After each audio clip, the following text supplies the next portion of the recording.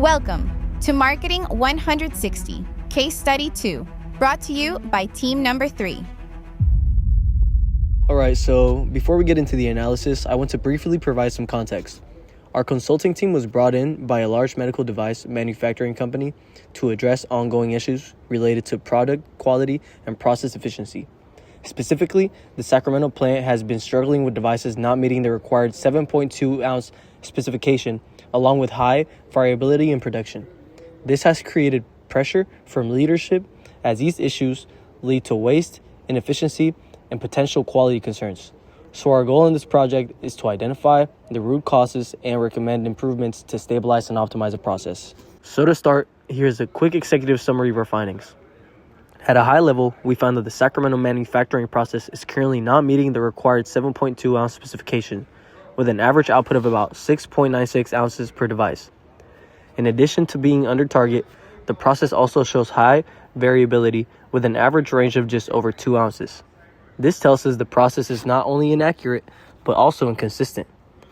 From our analysis, we identified key root causes including process inconsistency, lack of proper calibration, and workflow inefficiencies. These issues are leading to several negative impacts, including quality noncompliance, increased waste and rework, and reduced operational efficiency. To address this, we recommend implementing DMAIC-based Lean Six Sigma improvements, improving process, monitoring through control charts, standardizing workflows, and strengthening communication across departments. If implemented successfully, we expect to see improved product consistency, reduced waste and costs, and overall increased operational efficiency.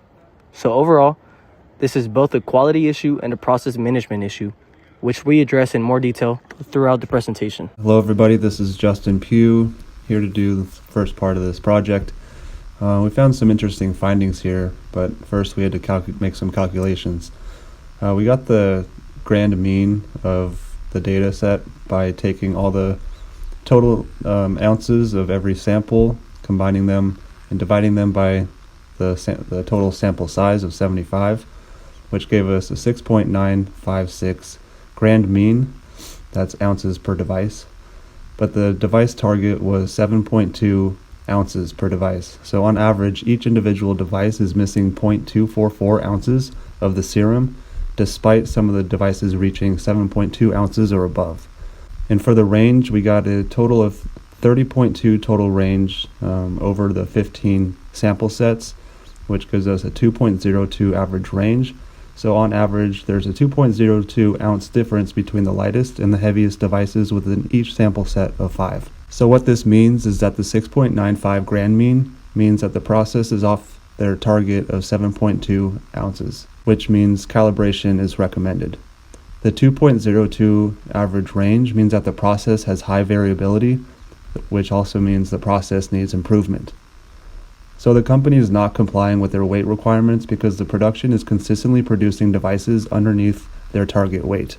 Next, we made the control chart by creating an Excel sheet, and for the upper control limit, we took the grand mean plus 3 times the standard deviation, which gave us 8.21, and it goes on and on. For the lower control limit, it's almost the same. We took the grand mean minus 3 times the standard deviation, which gives us 5.636, and it goes on and on. So alas, we made the control chart with the upper limit and the lower limit, and the average that you can see stays within the boundaries of the control limits, which means the process is in control because all the points of the averages remain within the control limits. If the average was above or below those control limits, that would mean that the process was out of control, indicating adjustments are necessary to fix it. But in this case, everything lies within the upper and lower control limits, so the process is actually in control.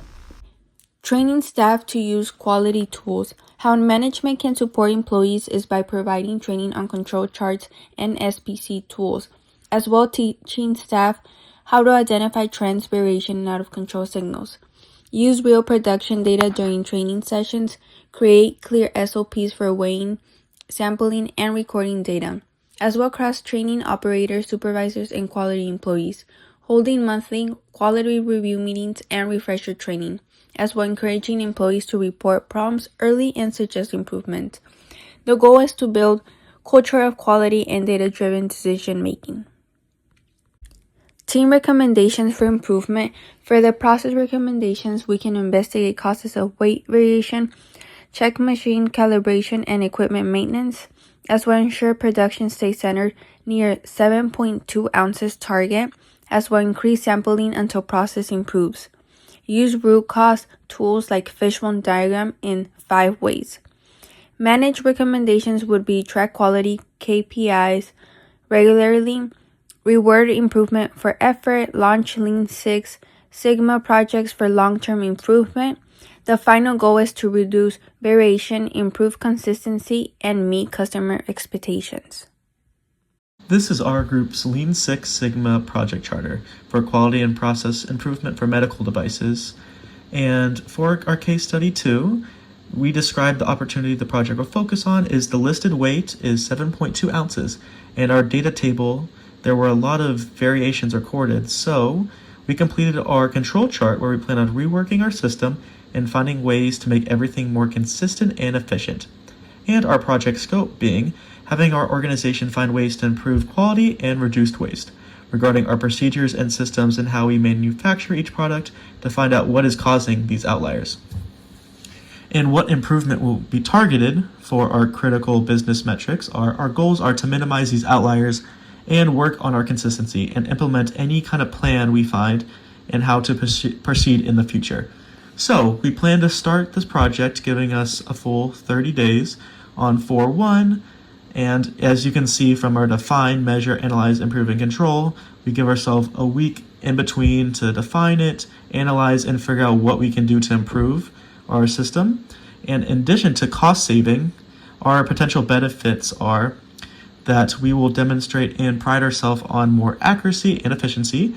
And our data table from our control chart again shows how we identify and eliminate any kind of waste and putting focus on areas that we can improve.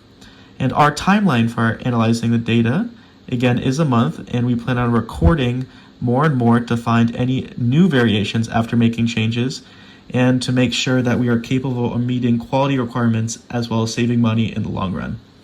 And the list of names and jobs for responsibilities of our team: Edmund will be data collection, Ariana will be root cause analysis, Gilberto will be implementing our solutions, Justin will be testing any kind of hypothesis, and Rodrigo will finalize our plans.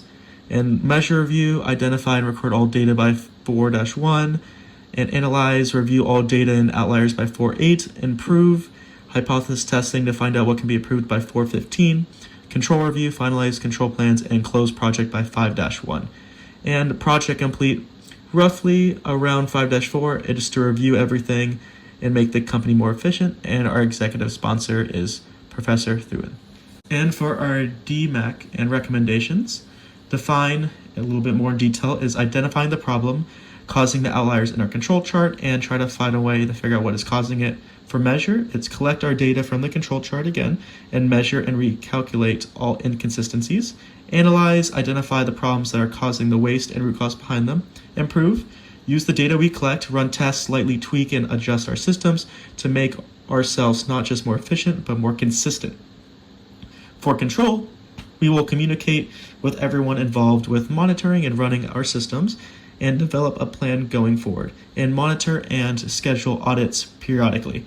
And our recommendations would be, after finding out the problem with the statistics, then use the data to prevent this from happening again and complete regular audits and control and monitor consistency of the data to have a more consistent and effective and efficient business, which will also solve waste problem, saving money for the company as well, overall boosting our reputation and earnings. So for question 3, we looked at the issues happening in the HIM department. From the interviews, it's pretty clear that there are a few main problems. There's a lot of miscommunication between departments, especially between HIM, reception, and quality.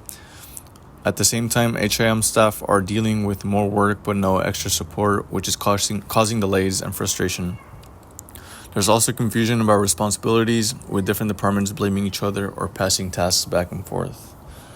So overall, the root of the problem comes down to poor communication, unclear rules, and workload issues.